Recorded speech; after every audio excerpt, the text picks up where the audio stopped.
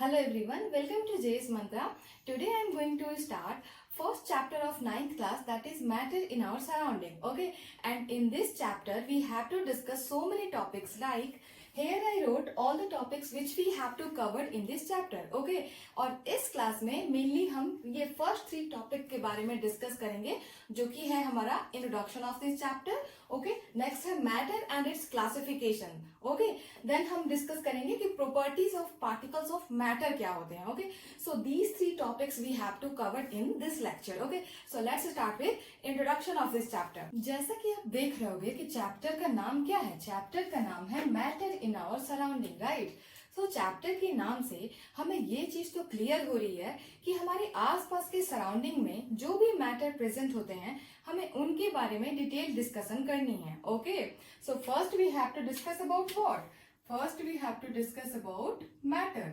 क्या डिस्कशन करना है पहले हमें कि मैटर क्या होता है. ओके, उसके बाद इसकी क्या क्या प्रॉपर्टीज होती है, मैटर के क्लासिफिकेशन क्या क्या होते हैं, वो सब हमें डिटेल में पढ़नी है. ओके, उसके बाद हम नेक्स्ट लेक्चर में, क्योंकि इस लेक्चर में हम 3 टॉपिक ही कवर कर रहे हैं. ओके, सो नेक्स्ट लेक्चर में हम डिस्कस करेंगे कि सॉलिड, लिक्विड और गैस क्या क्या होता है. ओके, सो सॉलिड, लिक्विड और गैस को क्या बोलते हैं हम?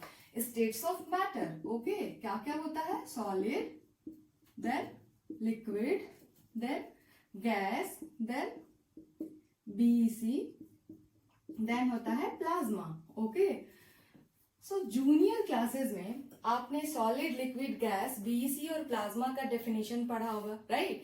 सो इस क्लास में हम इनकी डिटेल प्रॉपर्टीज क्या क्या होती है वो डिस्कस करेंगे. ओके, उसके बाद हम ये भी डिस्कस करेंगे कि effects of temperature and pressure क्या होता है. Okay, then we have to discuss about conversion of temperature. जैसे मान लो कि टेम्परेचर को हमने कन्वर्ट किया, उस पर बेस्ड क्या क्या न्यूमेरिकल होते हैं वो भी हम डिस्कस करेंगे. Okay, so let's start with definition of matter. सबसे पहले क्या समझते हैं कि मैटर क्या होता है. ओके, सो क्या होता है मैटर. अगर मान लो कि डेफिनेशन की बात करते हैं, ठीक है, तो डेफिनेशन क्या होता है इसका? Anything that occupies some space and having some mass is known as what? Matter only. Okay, suppose हम इसको थोड़ा इजी में समझते हैं. Matter is defined as anything that occupy some space and having some what? Some mass is known as what? Matter. Okay, जैसा मान लो हमने table का एग्जांपल लिया, बॉल का एग्जांपल लिया, आप ये मार्कर का एग्जांपल ले लो.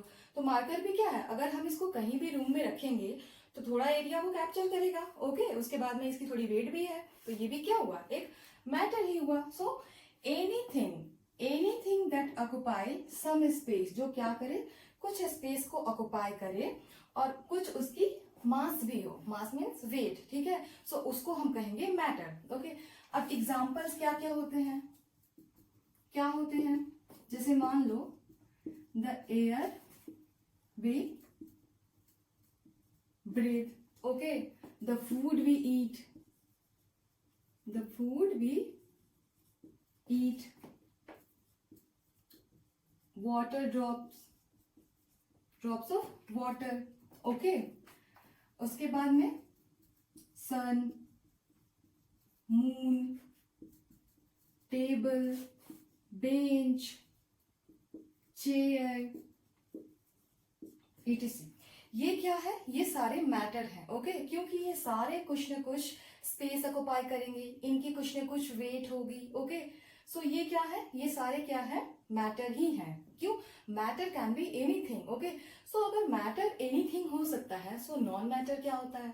जो कि स्पेस ऑक्युपाई ना करे, जिसका कुछ मास ना हो. Okay, so apart from this कुछ और मैटर के एग्जाम्पल होते हैं. लाइक जैसे मान लो कि हमारे पास में क्या है? Hydrogen, oxygen, carbon. सो ये सारे भी मैटर के ही एग्जाम्पल हैं. हाउ? जैसे मान लो ये सारे क्या है? ये तो गैसेस हैं, राइट. सो ये हमारा जो हाइड्रोजन होता है उसका मास क्या होता है? मास 1 होता है ना. ऑक्सीजन का क्या मास होता है? 16. कार्बन का कितना होता है? 12. तो इट मीन्स ये भी कुछ मास ऑक्युपाई कर रहे हैं। ओके, मास कैसे ऑक्युपाई कर रहे हैं? मास ऑक्युपाई कर रहे हैं, जैसे मान लो एलपीजी गैस है, एलपीजी गैस हम यूज करते हैं। सो एलपीजी का कॉम्पोजिशन क्या होता है? Butane plus propane. ओके, ये क्या होता है? एलपीजी। अब इसकी फॉर्मूला क्या होती है? इसकी फॉर्मूला होती है C4H10, इसका होता है C3H8।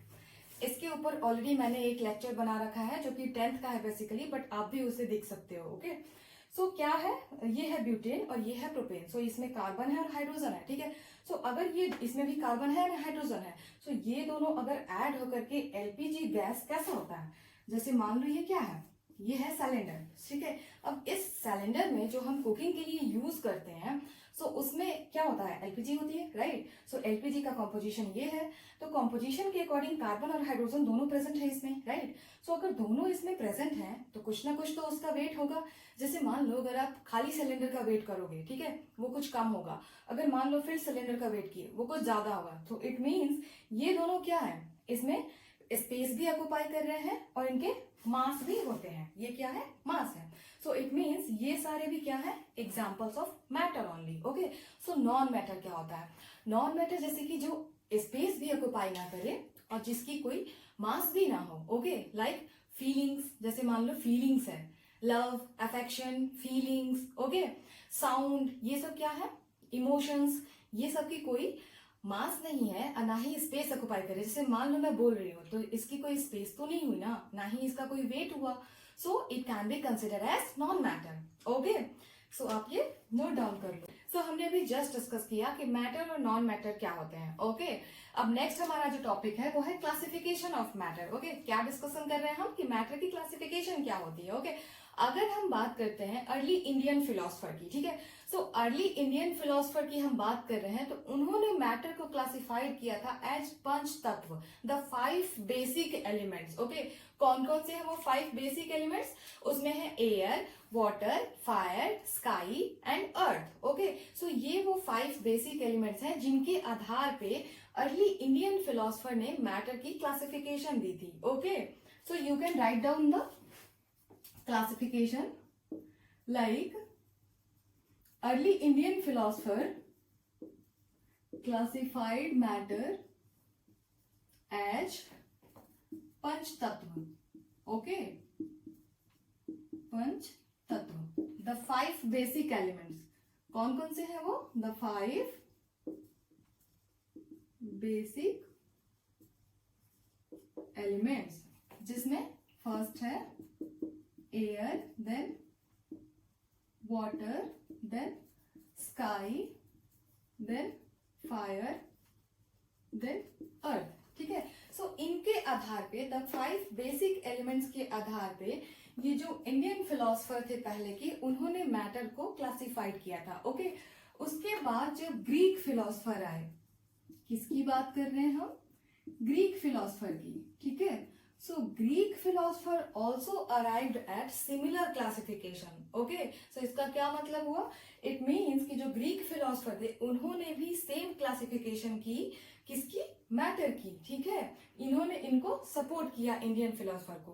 बट नाउअडेज जो अभी के मॉडर्न साइंटिस्ट हैं, उन्होंने मैटर को क्लासिफाइड किया on the basis of their physical and chemical properties के आधार पे। ओके, किसके आधार पे किया? फिजिकल और केमिकल प्रॉपर्टीज के आधार पे। किसने किया? Modern scientist.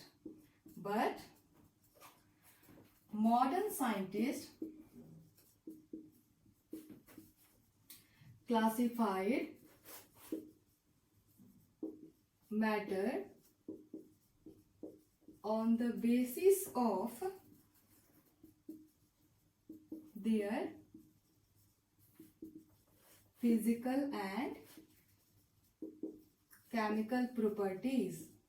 Okay, so next हम डिस्कस करेंगे क्या? Physical nature of matter. Okay, according to modern scientist, physical nature of matter. Okay, so उसमें फर्स्ट है हमारा matter is made up of, matter is made up of particles, ठीक है, और उसके बाद में हम इसकी प्रॉपर्टीज डिस्कस करेंगे, ठीक है। सो मॉडर्न साइंटिस्ट ने क्या क्लासिफिकेशन दी मैटर की, on the basis of their physical and chemical properties. So matter की फिजिकल और केमिकल प्रॉपर्टीज के बेस पे मॉडर्न साइंटिस्ट ने मैटर को क्लासिफाइड किया, ओके। सो उसमें जो सबसे फर्स्ट है हमारा क्या है, matter is made up of, जो फिजिकल नेचर है मैटर का क्या है, matter is made up of what, particles, okay. Matter क्या है, कुछ पार्टिकल्स से बने होते हैं। सो नेक्स्ट हम डिस्कस करेंगे इसके बारे में detail, matter is made up of particles और इनकी प्रॉपर्टीज क्या है, ओके।